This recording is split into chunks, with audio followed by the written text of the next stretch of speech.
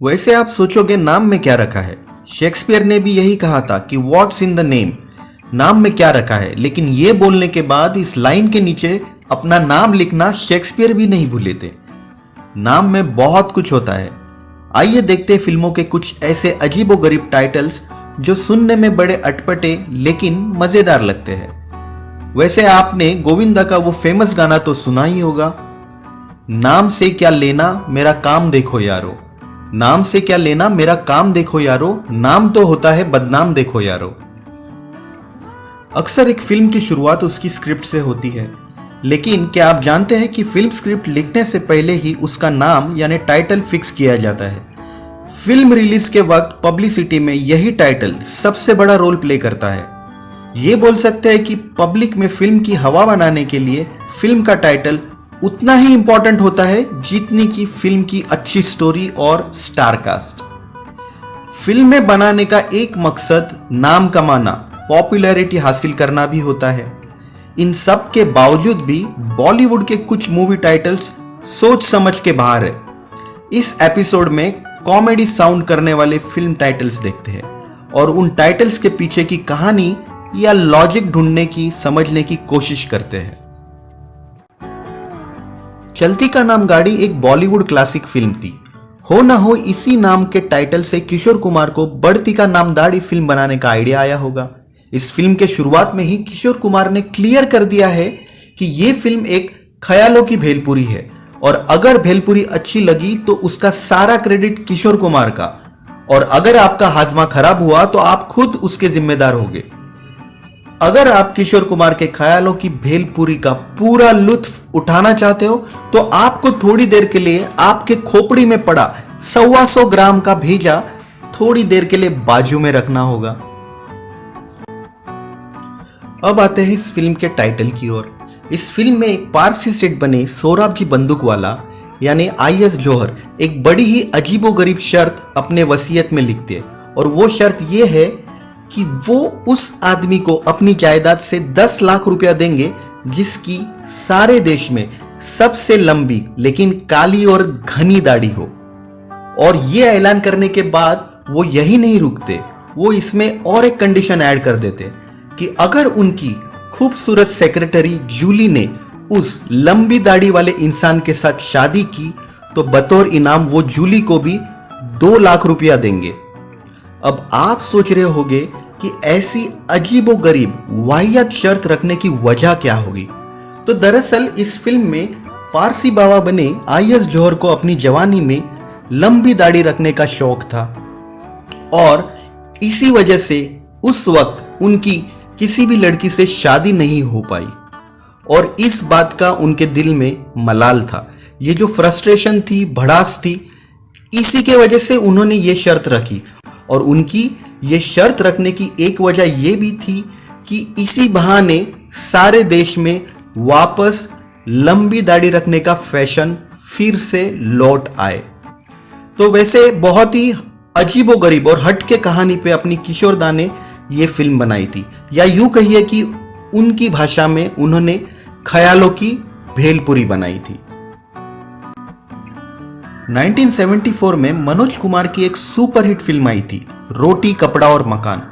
इसी hit movie title को भुनाने के चक्कर में 1975 में मोहन चोटी ने फिल्म बनाई थी धोती लोटा और चौपाटी।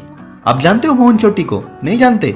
मोहन चोटी यानी वो हास्य कलाकार जिनके ऊपर 1957 की फिल्म अनपढ़ का ये गाना फिल्माया गया था।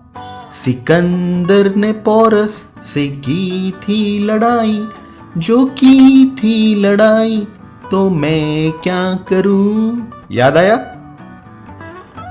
ये गाना उस जमाने के हर एक बैक बेंचर का कई दशकों तक एंथम सॉन्ग बन गया था। ये इतना गाना हिट हुआ था जैसे इस जमाने में 3 इडियट्स का ऑल इज वेल गाना।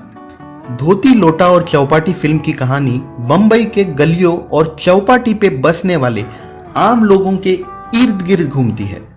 फिल्म में लीड रोल में थे प्रेमनाथ, जो ईमानदार पाव वाला नाम की अपनी 3 पहिए वाली साइकिल पे चौपाटी के आसपास घूम घूम कर पाव बेचते हैं। वैसे इस फिल्म में और एक इंटरेस्टिंग बात थी, अगर आपने नोट किया हो तो अक्सर दूसरी फिल्मों में छोटे मोटे कैमियो करने वाले आर्टिस्ट ने इस फिल्म में मेन लीड किया था, जबकि इस फिल्म में एक छोटे से कैमियो के लिए दो हीरो ने काम किया था, धर्मेंद्र और संजीव कुमार। ये एक इस फिल्म की इंटरेस्टिंग सी बात थी। तो कुल मिलाकर मनोज कुमार की रोटी कपड़ा और मकान फिल्म के सुपरहिट टाइटल को भुनाने के चक्कर में मोहन चोटी साहब ने ये फिल्म बनाई थी, धोती लोटा और चौपाटी। तीसरा टाइटल, अल्लाह मेहरबान तो गधा पहलवान। जाहिर है कि यह टाइटल एक हिंदी मुहावरे पे आधारित है, जिसका मतलब ही है कि अगर किसी का टाइम सही चल रहा है, ऊपर वाला किसी पे मेहरबान है, तो कमजोर से कमजोर मामूली इंसान भी पहलवान की तरह ताकतवर बन जाता है, कोई उसका कुछ उखाड़ नहीं सकता। 1997 में बनी इस फिल्म में मेन लीड में थे कादर खान, शक्ति कपूर, कुलभूषण खरबंदा। कादर खान साहब मेन लीड में तो थे, लेकिन ना तो उन्होंने इस फिल्म की कहानी लिखी, ना ही इसके डायलॉग्स, जिसके लिए वो काफी मशहूर थे। इस फिल्म की कहानी में दिखाया गया है कि अगर आप पे ऊपर वाले की मेहर है तो आपका कोई कुछ नहीं बिगाड़ सकता। इस फिल्म के एक सीन में शक्ति कपूर एक गधे की पूरे भक्ति भाव से, बड़ी श्रद्धा से पूजा करते हुए भी आपको नजर आएंगे। और मजे की बात तो यह है कि बड़े आदर सम्मान से हर कोई इस गधे को गुरुजी कह के पुकारता है। फिल्म में एक पॉलिटिकल पार्टी भी है जिसका नाम ही है गधा पार्टी, और उसका चुनाव चिन्ह, इलेक्शन सिंबल है एक गधा। तो आप समझ ही गए होंगे कि इन सभी वजहों की वजह से इस फिल्म का टाइटल अल्लाह मेहरबान तो गधा पहलवान है। चौथा टाइटल, तू बाल ब्रह्मचारी मैं हूं कन्या कुंवारी। 2003 में बनी इस फिल्म के हीरो के पिता को जब एक ज्योतिषी बताता है कि अगर आप अपने संतान की शक्ल 20 साल तक नहीं देखोगे तभी आपकी संतान जिंदा बचेगी, नहीं तो ये भी आपकी पहली 2 संतानों की तरह इस दुनिया से चल बसेगी। इस भविष्यवाणी पे फौरन फैसला लेते हुए हीरो के पिता अपने बेटे को खुद से 20 साल के लिए दूर एक आश्रम में रखते हैं। 20 साल बाद हीरो अपने पिता के घर वापस लौटता है। घर वाले उसकी शादी करवाना चाहते हैं, लेकिन 20 साल एक बाबा के आश्रम में रह के आया हीरो डंके की चोट पे ऐलान करता है कि वो ताउम्र मरते दम तक बाल ब्रह्मचारी ही रहेगा। तब इससे हैरान परेशान उसके पिता अपने बेटे के ब्रह्मचर्य का व्रत तुड़वाने के लिए एक बार डांसर को हायर करते हैं। कहानी में ट्विस्ट तब आता है जब हीरो भी उस बार डांसर से प्यार कर बैठता है और वापस डंके की चोट पे ऐलान करता है कि अगर वो शादी करेगा तो इसी कन्या कुंवारी से। इसीलिए इस फिल्म का टाइटल है तू बाल ब्रह्मचारी मैं हूं कन्या कुंवारी। ऐसे किस्से कहानियों के लिए मेरे साथ बने रहिए अनसेंसर्ड अफसाने में।